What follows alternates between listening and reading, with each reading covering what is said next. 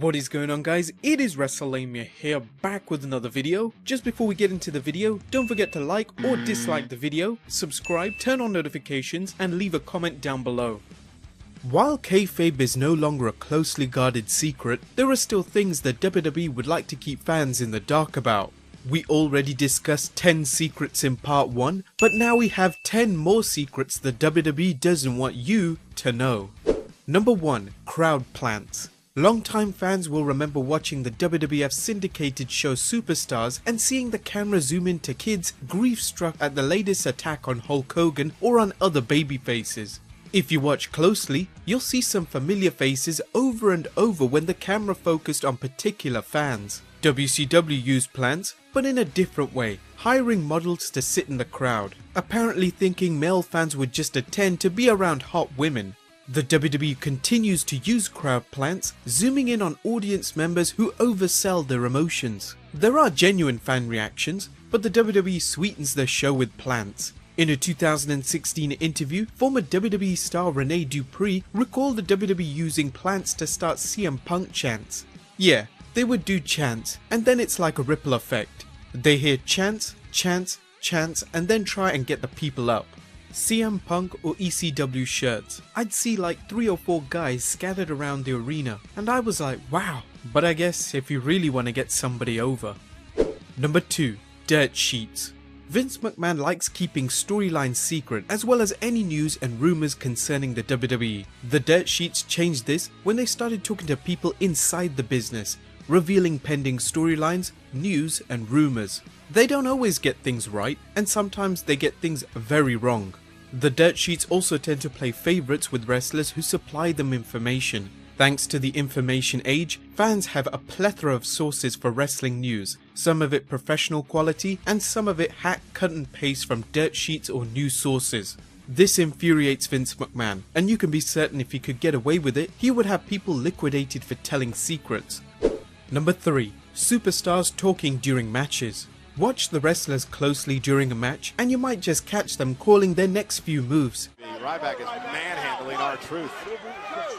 Anytime you can take a 240-pound man like Truth fighting back down pillar to post, that is strength. It's a poorly kept secret among longtime fans, or anyone who's seen a John Cena match, that wrestlers communicate with each other what moves are coming up next. For example, a wrestler may take down someone on the mat in a headlock, giving them time to rest, but also telling them what's coming. A wrestler can even help a green wrestler get into position. For example, Shawn Michaels once told the great Khali which camera to stand by during a Royal Rumble when Khali was facing the wrong way. Number 4. Backstage politics. Like any workplace, the WWE is full of office politics, with established wrestlers guarding their spots and sometimes even sabotaging rising stars. The WWE tends to police itself though, with wrestlers caught dispensing justice to wrestlers who ran afoul of each other. However, as we've seen in the past, sometimes wrestlers form their own powerful factions backstage, much like the powerful factions on camera. The Clique from the 90s is a textbook case of wrestlers getting together and steamrolling over anyone they didn't like or perceived as a threat. Shawn Michaels, Kevin Nash, Scott Hall, Sean Waltman and Triple H could make life hellish to the point that wrestlers like Shane Douglas bailed on the WWF, knowing they had no future as long as the Clique were manipulating things backstage. This wasn't just in the 90s, as former WWE writer Court Bauer noted Shawn Michaels and Triple H badmouthed CM Punk during his tryout with the company. He commented, "One time, Triple H along with HBK buried CM Punk. I think it was his 2005 tryout. Maybe he didn't know the name and wasn't familiar with who it was, but they buried him. They annihilated his look and his work, and I'm like, you just sunk the guy in front of the chairman." While Shawn Michaels has denied this, other former WWE writer Alex Greenfield commented, "It was Shawn, Triple H and Arn. They f***ed up Punk. I don't know if they knew who CM Punk was, because I certainly didn't. They cut his work apart. They really buried the guy. When Shawn and Hunter were together, man, they buried a bunch of people who were just starting out. I remember they did the same thing to Bobby Lashley. Shawn and Hunter backstage at that event curtainside, they looked out there and just buried the guy. You know how everybody has that friend that brings out the worst in you? That's what it felt like all the time to me. Dude, they just turned into catty f***ing bitches." Number 5. Ring ropes. What exactly are ropes made of? As you might expect, they're not actual ropes, but what is known as strengthening wire. These wires are covered with foam, which in turn is taped over, usually with the colored tape for the desired appearance. These ropes are wound tight, giving them elasticity when hit the right way. Don't think it's easy to navigate the ring by bouncing off the ropes? Wrestlers, and particularly aspiring wrestlers, will tell you how difficult it is to learn to bounce off the ropes and how easy it is to get hurt doing so. Number 6. Vince always has the last say. The WWE has a team of writers and power couple Stephanie McMahon and Mr. Stephanie McMahon, aka Triple H, who have their influence, but Vince McMahon is still the last say in what happens in the WWE. As you can tell from the continued push of Roman Reigns as a face, despite the WWE booing him mercilessly, Vince McMahon can be one stubborn old goat. He can also be mercurial, scrapping a big angle on a dime, such as when he aborted the invasion angle just months into it.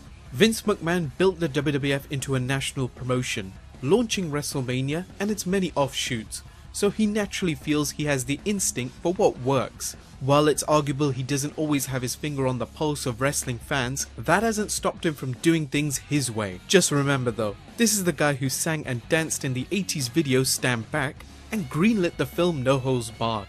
Number 7. Lack of audience. No wrestling promoter or producer with any brains wants fans at home to see a bunch of empty seats in the arena. That's why WCW moved its TV tapings to the much smaller studio in Disney, creating the illusion of a rabid fan base. A promoter can lower ticket prices at the last minute and or on pay-per event hand out free tickets, such as the 1997's Royal Rumble. There are ways to shoot an event to hide the small audience too. The WWE's Kevin Dunn is an artiste when it comes to making a sparsely attended event look bigger. Fans sitting in the upper deck can be invited to sit down lower, camera crews can be instructed not to pan too much or take long shots that highlighted empty seats. And then there are professional seat fillers, fans who are given complimentary tickets to the WWE events, but with a catch. Their butt literally and figuratively belongs to the WWE. Here, fans are given a wristband and a set of rules at times, told to get out of their seats and move to another section, creating the illusion of filled seats. Here are some rules the seat filler had to follow. Only after Raw was on the air, we were allowed to leave for concessions or bathroom breaks, as the crowd has typically arrived by then. But during Superstars, your ass better be at home base. Number 2. When filling a seat, if the people with the actual seat tickets show up, politely get up, explain the situation, and do one of the following. Turn in a 180-degree circle, and find another seat to fill or promptly return to your home base seat. As this particular seat filler noted, they got to sit in the third row during an episode of Raw as the WWE didn't want the hard camera shooting any empty seats. Number 8. Wyatt family magic. Some fans are still mystified by how Bray Wyatt shows up mysteriously in the ring to confront a babyface or make some other spooky appearance. Many fans figure Wyatt stays under the ring, but does he really wait several hours for his cue to hit? Back in the territory days, wrestlers who made surprise appearances from under the ring typically hid under the ring before the show and waited until their cue. That could be a bit much, as wrestlers had to bring a jug in case nature called. Today, wrestlers don't spend hours under the ring, but come out at a cue moment. For example, the WWE would cut the lights and have ring technicians in black come out to set things up. However, 3 of the technicians would slide under the ring while the lights were out, and later during the night, they would emerge in their real identities. Promoters can also use trapdoors, but as Davey Boy Smith found out, a trapdoor in the ring can lead to serious injuries. Smith injured his back when he took an awkward bump on a trapdoor that had been set up for the Ultimate Warrior's surprise appearance later that night. Number 9. Real weapons or fake weapons? There are a lot of rumors out there about whether the WWE uses gimmicked or fake weapons. By most accounts, foreign objects are subtly altered, but tend to be the real deal. For example, steel chairs are steel chairs. Some stories have it the rivets have been taken out to make them bend easier, or that the chair isn't solid steel. By wrestlers' accounts, the chairs are real, and the trick is both how to hit an opponent and how to take that hit. For example, a wrestler may aim for a more muscled area of the opponent's body when hitting the back. You'll also notice wrestlers putting up their hands to avoid chair shots to the head. This though has become less of an issue, as the WWE doesn't allow wrestlers to take unprotected chair shots to the head.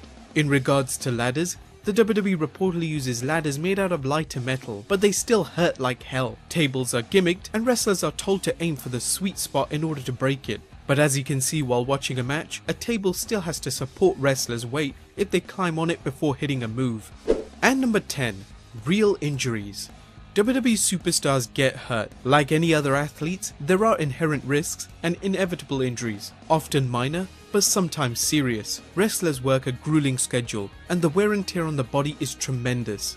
Factor in wrestlers taking insane bumps, and you have wrestlers who get hurt. While the WWE has toned down on insane bumps of the Attitude Era, such as Mankind falling off the Hell in a Cell cage, Shawn Michaels had to retire briefly after hurting his back in a casket match with The Undertaker, and a botched piledriver by Owen Hart shortened the career of Stone Cold Steve Austin. Yes, this is entertainment, but the hazards are real. So whatever you do, don't try this at home. Well guys, there you have it. 10 more secrets the WWE doesn't want you to know. Is there anything else that you would like us to uncover? Let us know in the comments down below, and I'll see you next time with some more wrestling content.